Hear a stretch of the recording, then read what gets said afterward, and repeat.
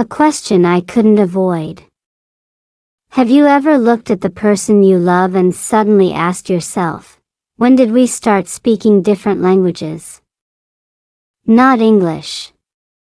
Not Vietnamese, but that quiet, invisible language made of silence, distance, and unfinished sentences. This video is not here to teach you 10 new vocabulary words or fancy grammar rules. It is a real story from my own life, from the last 2 weeks in the United States, when love, marriage, emotions, and learning English slowly collided. Softly at first. Then again. And again.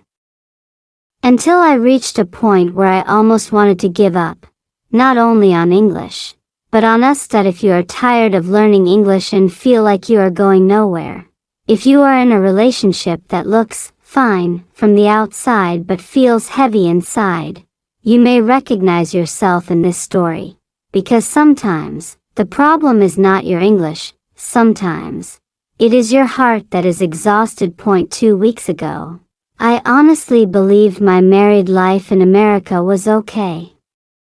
Not great. Not terrible. Just okay. We had routines. We had quick dinners. We asked the same safe questions every day, like, how was your day? Those words came out automatically, without thinking. And that, okay, feeling, that is the most dangerous part.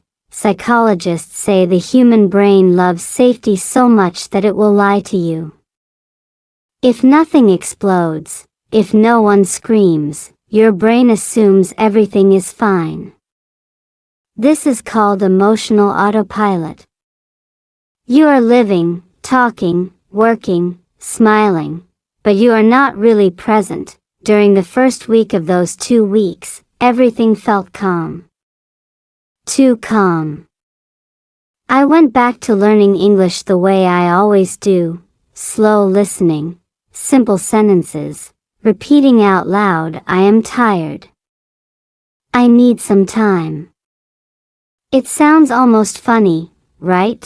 But those simple English sentences were exactly the sentences I could not say to the person sleeping next to me. When you practice slow English, your brain is forced to slow down. And when the brain slows down, emotions come up. That is the part most people don't expect. Learning slowly creates space. And in that space, uncomfortable truths appear. 1 night, I paused my English listening video in the middle of a sentence. Not because it was difficult, but because it was too easy. And that embarrassed me. I realized something painful. I could speak basic English honestly to a screen, but I could not speak honestly to the person I loved. In psychology, this is called avoidance. We avoid real conversations by staying busy with things that look productive, learning a language, watching videos, improving ourselves. But sometimes, improvement becomes a hiding place. At that moment, a question appeared in my mind, and I could not push it away anymore. Am I learning English to build a life in America, or to escape the cracks inside my own home? There was no immediate answer. But that question opened everything that came after. The arguments. The silence. The object I held onto for too long. And the moment I almost let go of more than just a thing. So if you are listening to this, don't rush, listen slowly, read slowly, speak slowly, because this story, just like healing, only works when you stop running from it. 2 weeks that changed everything. Nothing dramatic happened at the beginning of those 2 weeks. No shouting. No slammed doors. No big mistakes you could easily point at and say, that's where it went wrong. And honestly, that made it worse. Because when pain is quiet, you start doubting yourself. You wonder if you are being too sensitive, too emotional, too weak. Life in the US has a strange rhythm. Everything moves fast on the outside, but inside the house, time feels frozen. Work, errands, emails, bills, all of it keeps your body busy while your emotions sit in the corner, waiting. During those 2 weeks, my days looked normal. Coffee in the morning. A polite, good luck today. A tired, see you later. If someone had watched us, they would have said, they're fine. But emotional distance doesn't announce itself loudly. It sneaks in quietly, like dust. One day you notice the light looks different, and you don't know how long the dust has been there. By the middle of the first week, I started feeling something heavy in my chest. Not sadness exactly, more like pressure.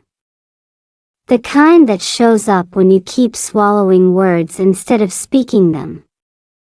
I caught myself practicing English sentences that felt oddly personal. I feel lonely. I don't know how to explain this. I need you to listen. I repeated them slowly, clearly, like a language exercise. And yet, I never used them in real life. That contradiction matters. Studies in behavioral psychology show that when people rehearse honesty privately but avoid it socially, emotional stress increases. Your brain knows the truth, but your body is trained to hide it. That inner conflict drains you. In the second half of that week, the silence between us grew longer. Not angry silence, the polite kind. The kind that pretends to respect space but actually builds walls. We scrolled on our phones next to each other. We laughed at separate things. We said, I'm tired, and went to sleep. And every night, I told myself, tomorrow will be better. That's another trick the mind plays. Hope without action feels comforting, but it delays necessary discomfort. Neuroscientists call this emotional postponement. You don't solve the problem, you reschedule it.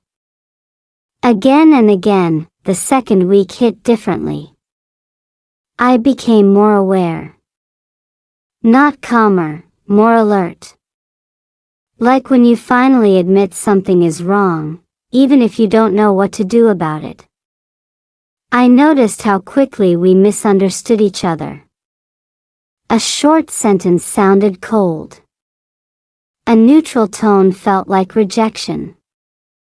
Language, both English and emotional language, became fragile. One evening, I said, I'm fine, and immediately felt the lie land in my stomach. In English, I'm fine, is one of the most dangerous sentences. It sounds peaceful, but it often means I don't feel safe enough to tell you the truth. Linguists call this a social softener, words used to reduce conflict while increasing distance. That night, I realized these 2 weeks weren't about one argument or one bad day. They were about accumulation. Small disappointments stacking quietly. Unspoken expectations piling up. And me holding on to an image of love that no longer matched reality. This is where many people quit relationships, language learning, even themselves. Because it feels easier to start over than to slow down and face the discomfort. But slowing down is exactly what learning English taught me here. When you listen slowly, you catch details. When you speak slowly, you hear yourself. And when you live slowly, even for a moment, you see what's actually breaking, those 2 weeks didn't destroy my marriage. They revealed it. And what you see clearly is the first thing you can finally work with. Life in America looks calm. From the outside, life in America looks peaceful. Clean streets. Quiet mornings. Neighbors who smile but don't ask too many questions. It's the kind of place where problems don't look like problems. They look like personal failures. If you're unhappy here, you start thinking, maybe something is wrong with me. That thought followed me everywhere during those 2 weeks that we live in a small, comfortable space. Nothing fancy, but enough. Enough food. Enough safety. Enough routine. And that word, enough, can slowly become a trap. Because when everything looks okay, you feel guilty for wanting more emotional connection, more warmth, more understanding. Gratitude and loneliness can exist at the same time, but we're rarely taught how to hold both. In the US, independence is praised. Privacy is respected. Silence is normal. And while that works well for productivity, it can quietly starve intimacy. You stop checking in. You stop asking deeper questions. You assume love will survive on habits alone. Psychologists call this relationship maintenance by routine, and while it keeps things stable, it doesn't keep them alive. I noticed how rarely we actually talked. Not logistical talk, real talk. We discussed schedules, groceries, plans. But emotions stayed untouched, like boxes never unpacked after moving. And every time I thought about opening one of those boxes, my mind said, not now. It's not the right time. That's another American habit I picked up quickly. Waiting for the perfect moment. The calm moment. The polite moment. But emotional truth doesn't wait for good timing. It waits for courage. During this time, English became my safe place. I listened to slow English stories late at night. Simple voices. Clear sentences. No pressure. No misunderstanding. When someone in a video said, "I feel disconnected," I nodded like they were talking directly to me. It felt easier to process my emotions through another language than in real life. There's actually science behind that. Studies show that thinking in a second language can reduce emotional intensity. It creates distance. That distance can help you reflect, but it can also become a shield. I was using English not just to learn, but to protect myself from feeling too much. One afternoon, while doing something completely normal, washing dishes, I realized how quiet the house was. Not peaceful quiet. Empty quiet. The kind that echoes. And for the first time, I didn't blame stress or work or immigration or language barriers. I admitted something harder. We were both avoiding discomfort, hoping calmness would fix what only honesty could. Life in America didn't cause this. It revealed it. The calm surface made the cracks underneath more visible. And once you see those cracks, pretending not to notice them becomes exhausting. That's when I understood something important. Learning English slowly had trained me to tolerate silence, pauses, and mistakes. But I hadn't applied that patience to my relationship. I wanted smooth conversations and easy love, just like I wanted fluent English, without going through the awkward, slow middle, and maybe that's the real lesson here. Calm environments don't heal emotional distance. Awareness does. Slowing down does. Facing what's uncomfortable does, because calm is not connection. And silence is not peace. Love after the wedding. Nobody really prepares you for what love feels like after the wedding. Movies end at the kiss. Photos freeze the smiles. But real love continues quietly, in sweatpants, unpaid bills, unfinished conversations, and tired evenings. During those 2 weeks, I realized I was still in love, but I was loving a memory more than a reality. After marriage, love changes shape. It becomes practical, predictable. And if you're not careful, it becomes silent.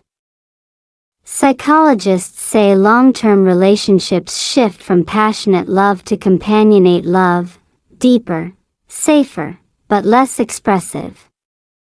That transition isn't bad. What's dangerous is assuming love no longer needs attention just because it feels stable. That I caught myself comparing now with before. Before, we talked for hours. Before, misunderstandings felt cute. Before, silence felt comfortable. Now, silence felt heavy. That comparison is another mental trap. The brain romanticizes the past because it already knows the ending. The present feels harder because it demands effort. One night, we sat in the same room doing different things. I was listening to slow English audio through one earbud. The speaker said, "Love needs practice, just like language." I smiled, and then felt something tighten in my chest. Because I had been practicing English every day, but not practicing love. Language teachers often say fluency comes from repetition, not intensity. You don't need long dramatic study sessions. You need consistent, honest use. Relationships work the same way. Small daily check-ins matter more than big emotional speeches. But during those weeks, even small check-ins felt risky. That I realized I was afraid of sounding needy. Afraid of starting a conversation I couldn't finish. Afraid of making things worse. In communication psychology, this is called fear of emotional escalation, the belief that speaking up will automatically lead to conflict. So we stay quiet. And quiet slowly becomes distance. English helped me see this pattern. When learners are afraid of making mistakes, they speak less. Their level doesn't improve, not because they're incapable, but because they're silent. Love works the same way. Silence feels safe, but it freezes growth. Marriage doesn't fall apart because people stop loving each other. It struggles because they stop expressing that love in ways the other person can feel. I wasn't unloving. I was unspoken. That realization hurt, but it was also grounding. Because if the problem isn't lack of love, then the solution isn't dramatic change. It's gentle, consistent communication. Slowly. Clearly. Imperfectly. Love after the wedding isn't about fireworks. It's about choosing to speak, even when your voice shakes. Just like learning English. When we started to drift. Drifting never feels dramatic. That's the problem. It feels normal. Comfortable, even. Like floating in water, until you realize you're far from shore and no one noticed when it started. During those 2 weeks, I didn't wake up thinking, we are in trouble. I woke up thinking, I'll deal with this later. That sentence is powerful. And dangerous that we still talked. We still laughed sometimes. But the laughter came faster than the honesty, like a reflex. Real conversations require pauses, and pauses felt risky. I noticed how often we interrupted each other without meaning to. Not with words, with distractions. Phones. Tasks. Fatigue. Each interruption sent a small message. This can wait. In relationship psychology, this is called micro-withdrawal. Small moments where you emotionally step back instead of leaning in. One moment doesn't matter. 100 moments create distance. I started feeling strangely lonely even when we were together. That kind of loneliness is confusing. Your brain looks for a reason. You blame yourself. You think maybe you're asking for too much. But emotional connection isn't extra. It's essential. English practice became my mirror. When you listen to slow English, you notice how meaning changes with tone and timing. A simple sentence like, okay, can sound supportive or dismissive depending on how it's said. I began noticing that in our conversations too. Words were there, but presence wasn't. One evening, I wanted to say something simple, I miss you. In English, it's an easy sentence. 3 words. Clear. Honest. But in that moment, it felt heavy. What if it sounded like a complaint? What if it opened a door I didn't know how to close? So I said nothing. That's how drifting happens. Not through big mistakes, but through withheld truth. Neuroscience shows that emotional suppression increases stress hormones, even when nothing visibly goes wrong. Your body reacts to what your mouth refuses to say. By the end of that week, I felt tired in a way sleep didn't fix. Not physical exhaustion, emotional fatigue. The kind that comes from constantly editing yourself. From translating feelings in your head and never speaking them out loud. Learning a language teaches you this clearly. If you keep everything in your head, fluency never happens. You must risk sounding awkward. Relationships demand the same courage. We didn't drift because love disappeared. We drifted because we stopped reaching. English between us. It surprised me when I realized English was sitting quietly between us, not as a tool, but as a symbol. We didn't argue in English. We didn't confess in English. But English was there, shaping how I processed everything. It became the place where I practiced honesty safely, without consequences. Late at night, with headphones on, I listened to slow English stories. Calm voices. Simple sentences. No judgment. When a speaker said, I feel confused, I repeated it softly. When they said, I don't know what to do next, I paused longer than usual. Those sentences felt true in a way my daily conversations didn't. There's a psychological reason for this. Research shows that using a second language creates emotional distance. You feel things, but less sharply. That distance can help you think clearly. Therapists even use this technique sometimes. But distance can also become a hiding place.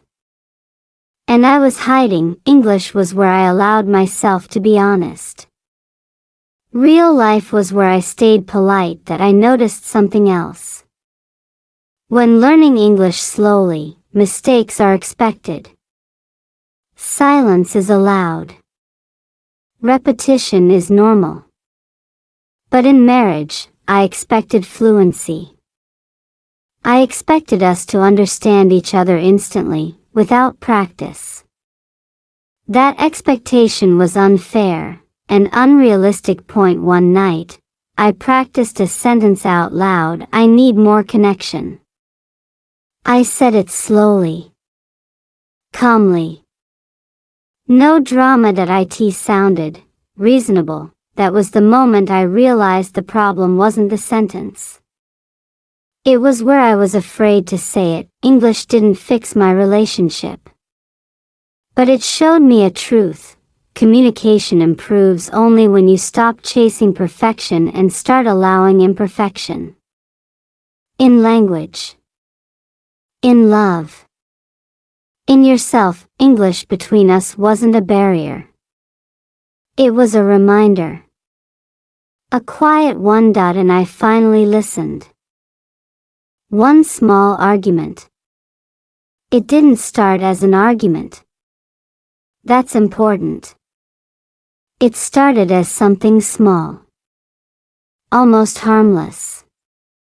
The kind of moment people later laugh about. If it doesn't grow teeth. It was late in the evening. One of those quiet American nights where the world outside feels paused. I asked a simple question. The answer came back short. Not angry. Just flat. And something inside me reacted faster than my logic could stop it. I felt dismissed. What followed wasn't loud.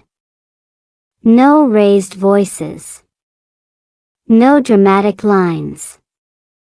Just tension. Tight shoulders. Short replies. A room that suddenly felt smaller. This is what psychologists call low-intensity conflict, disagreements that don't explode but slowly poison the atmosphere. The strange thing is, the argument wasn't really about what we were talking about.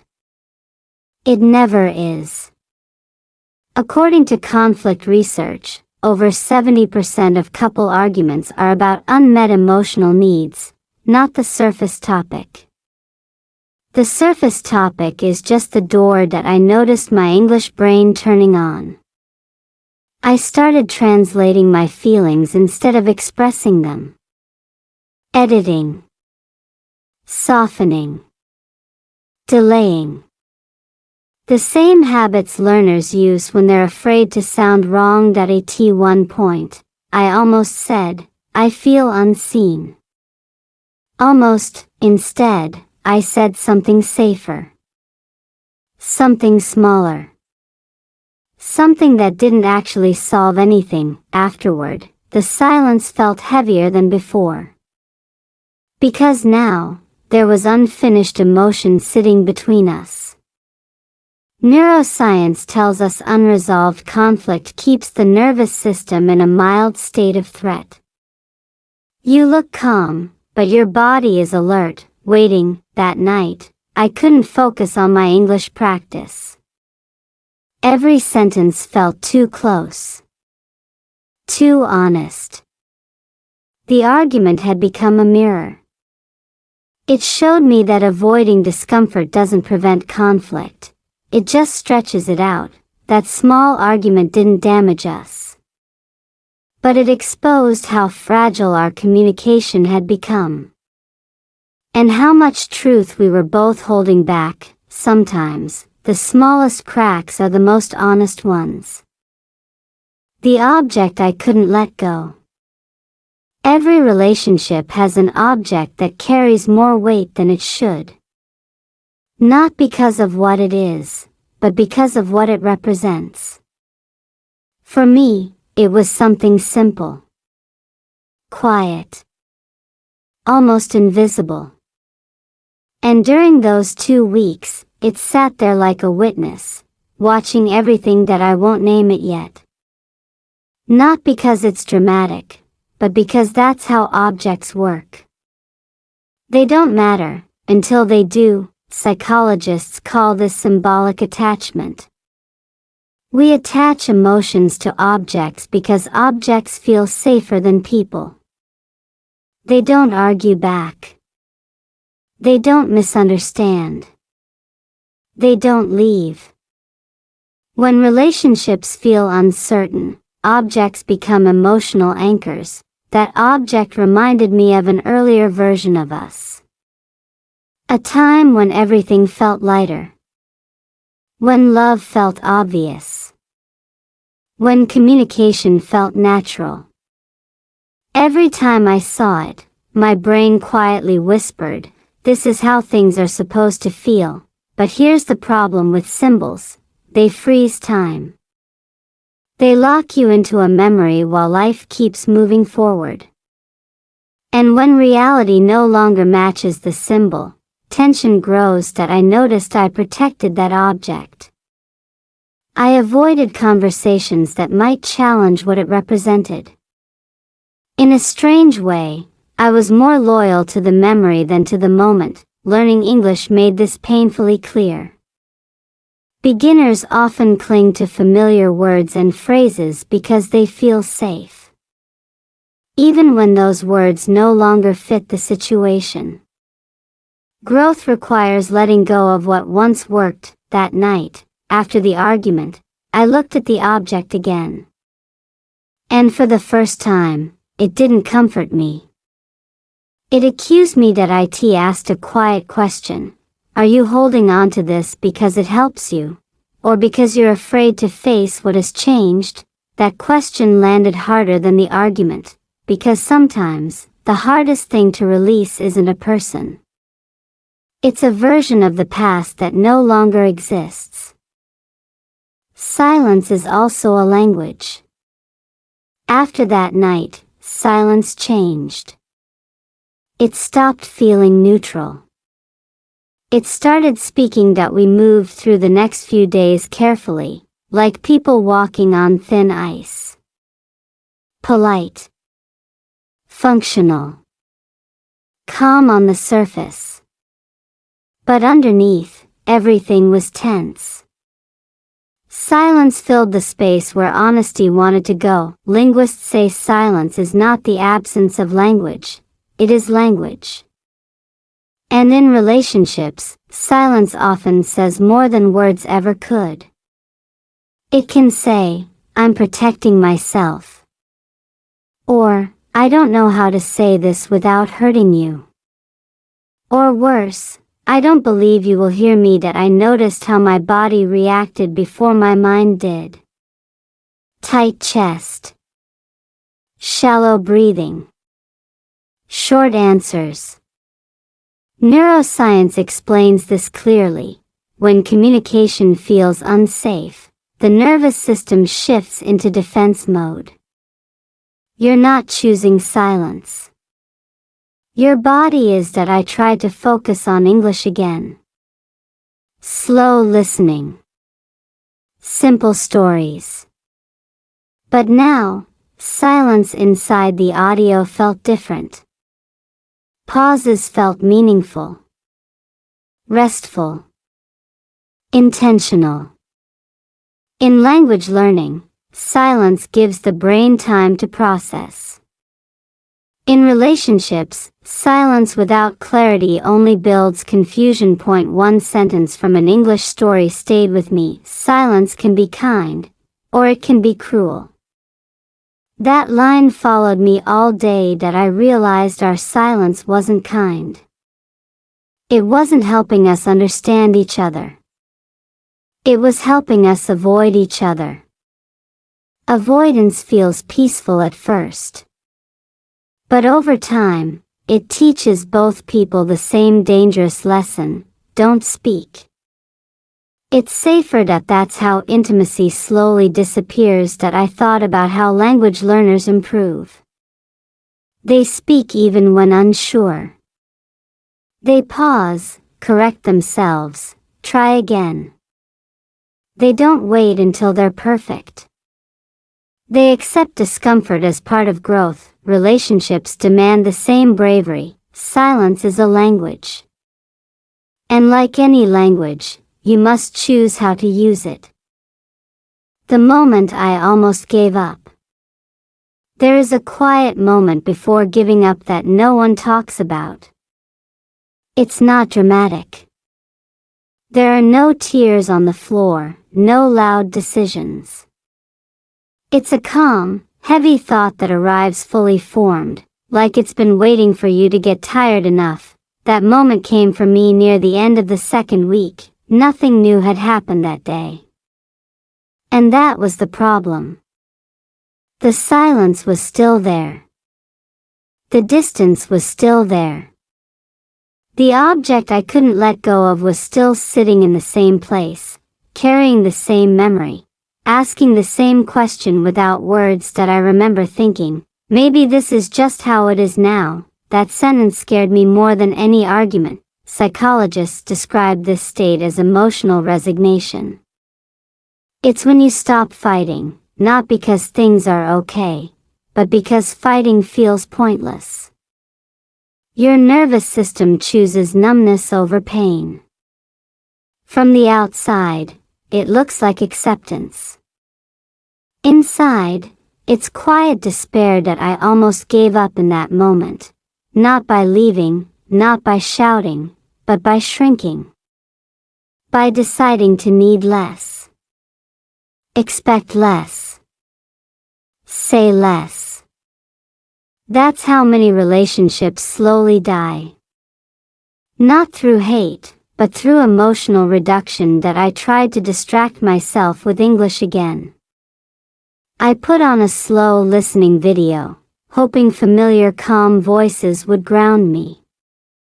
The speaker said, sometimes, letting go feels like failure, until you realize what you're holding is what's hurting you. I paused the video, because suddenly, I wasn't sure what I was supposed to let go of. The relationship? The expectation?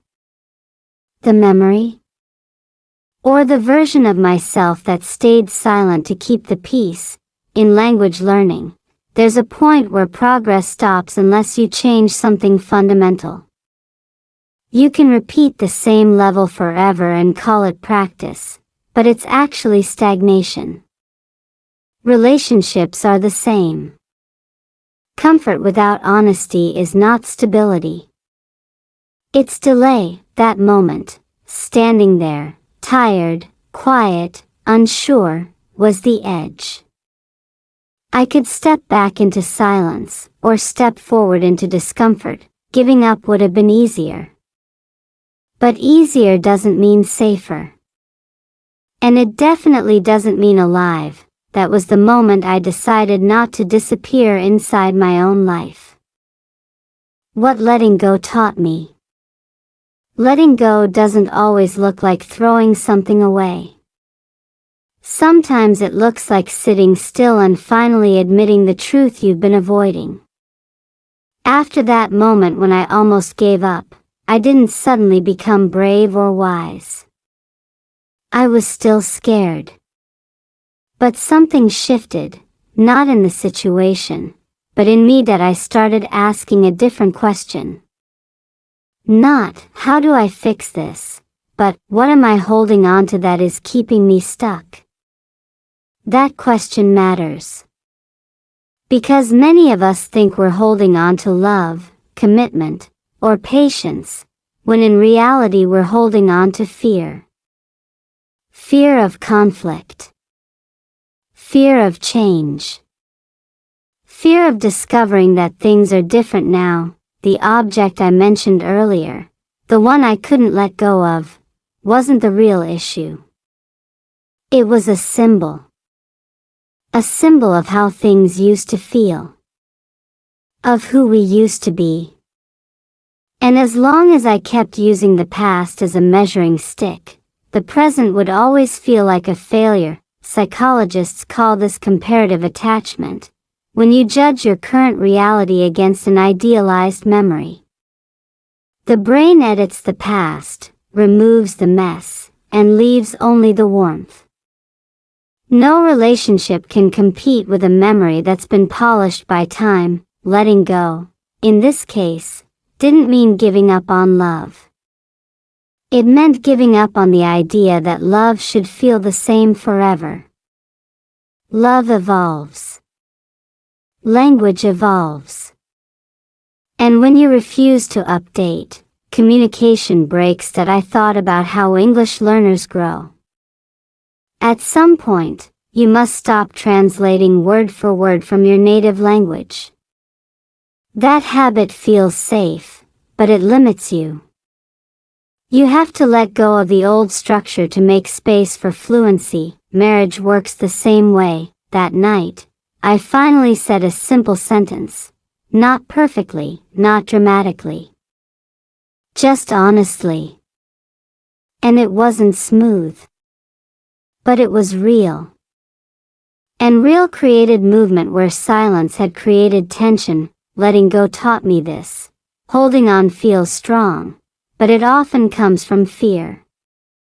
Letting go feels weak, but it creates space for something new to breathe, and sometimes, that space is exactly what love needs to survive. A quiet ending, a new start. There was no big ending to those 2 weeks. No final speech. No perfect resolution. Just a quiet shift, the kind you only notice when you look back and realize something heavy is no longer sitting on your chest. The house felt the same. The routine stayed. The world outside kept moving. But inside, something softened. Not because everything was solved, but because something important had been said. And once truth enters a space, silence loses its power. What stayed with me most was this. Learning English slowly taught me how to stay present with discomfort. How to listen without rushing. How to speak without hiding. And those same skills carried over into my marriage more than any advice ever could. That we often think motivation comes first, then action follows. But neuroscience shows the opposite. Action creates motivation. Speaking creates clarity. Honesty creates connection. Even when your voice shakes, this story isn't about English fluency. It's about emotional fluency. The courage to name what you feel. The patience to move slowly. The humility to let go of versions of the past that no longer fit. So if you're watching this and feeling stuck, in a relationship, in learning English, or in life, maybe the question isn't what you need to add. Maybe it's what you need to release. Sometimes, letting go isn't the end of the story. That it's the sentence that finally allows the next one to begin. That's all for today. I'll be making more videos like this in the future. Please subscribe to watch more.